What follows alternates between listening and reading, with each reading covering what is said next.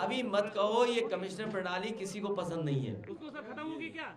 Commissioner प्रणाली किसी को पसंद नहीं। कमिश्नर प्रणाली से अन्याय बढ़ा है। आप बताइए, कमिश्नर थे वो बीजेपी के सदस्य बन गए, तो पूरे 5 साल क्या काम किया हुआ इन्होंने? जो लोग सदस्य बन गए पार्टी बीजेपी के, उन्होंने सोचो बीजेपी के लिए कितनी मदद की होगी, लोगों कितना अन्याय किया होगा। आपका उदाहरण नहीं, गोरखपुर में किसने व्यापारी को मार मार के मार दिया पुलिस ने, और पुलिस को भी पत्रकार ही परेशान हो रहे हैं। सीधे साधे पत्रकारों पे मुकदमे लग रहे हैं, बताइए। यहाँ कर ले बाहर कर ले सर, यही कर लो सर। आपकी कल चंद्रशेखर आजाद से मुलाकात हुई थी, आज उसके बाद उन्होंने प्रेस कॉन्फ्रेंस करी और गठबंधन के बारे में उन्होंने कहा कि अपमान का इल्जाम लगाया है समाजवादी पार्टी। जो चंद्रशेखर जी से बात हुई उस समय उन्होंने सीटें मांगी थी। मैंने कहा कि मैं 2 सीटें दे पाऊंगा। एक सीट क्योंकि आरएलडी के पास थी, मैंने उसी समय आरएलडी के नेताओं से बात कराई।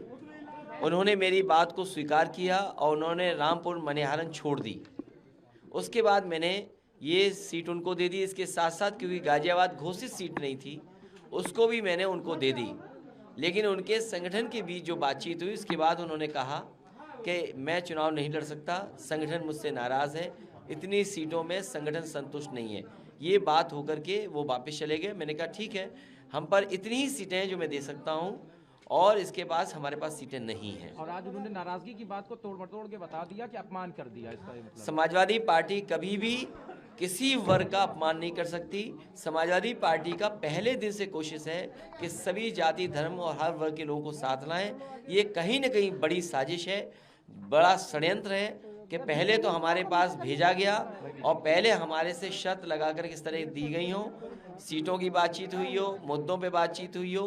ये कहीं न कहीं बहुत बड़ी साजिश और षड्यंत्र का इसमें दिखाई देता है मुझे। आपसे सवाल है, आपने कहा गठबंधन की सारी सीटें अब रास्ते बंद हो गए, सिर्फ एक सीट, कौन सी सीट है जिसपे अभी भी एक होप है? अब गोरखपुर की शहर की सीट बहुत सोच विचार करके पार्टी टिकट चुनाव लड़ाएगी, क्योंकि मुख्यमंत्री जी हर जगह तलाश रहे थे।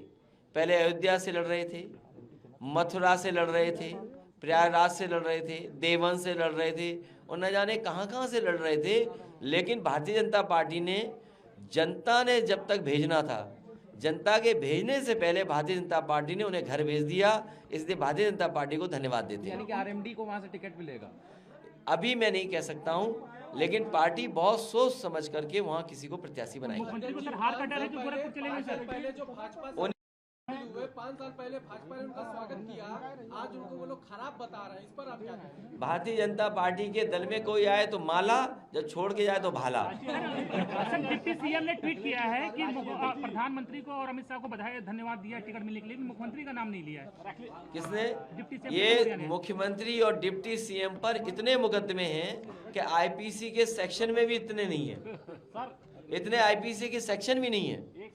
जितने मुख्यमंत्री और डिप्टी सीएम पर मुकदमे हैं, उतने तो आईपीसी में सेक्शन नहीं है। तो योगी सरकार ने 4.5 साल में गोरखपुर मेट्रो नहीं बना पाए, तो क्या आपकी सरकार बनती है तो सबसे पहला काम गोरखपुर की जनता के लिए मेट्रो देंगे? गोरखपुर की जनता को बहुत विकास देंगे, खुशहाली देंगे। पहले ही उन्हें घर भेज दिया, भारतीय जनता पार्टी ने पहले ही उन्हें घर भेज दिया। जनता भेजती उन्हें घर, लेकिन भारतीय जनता पार्टी ने उन्हें घर भेज दिया है।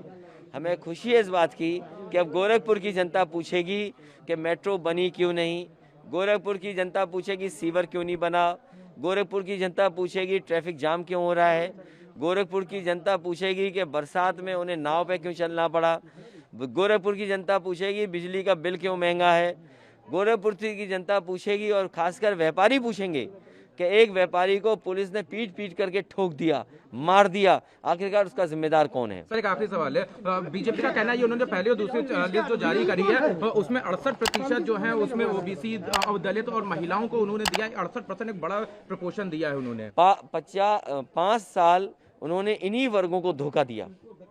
आज उत्तर प्रदेश असुरक्षित महिलाओं की सूची में सबसे आगे एनसीआरबी के आंकड़ों में। न नौकरी मिली, न रोजगार मिला।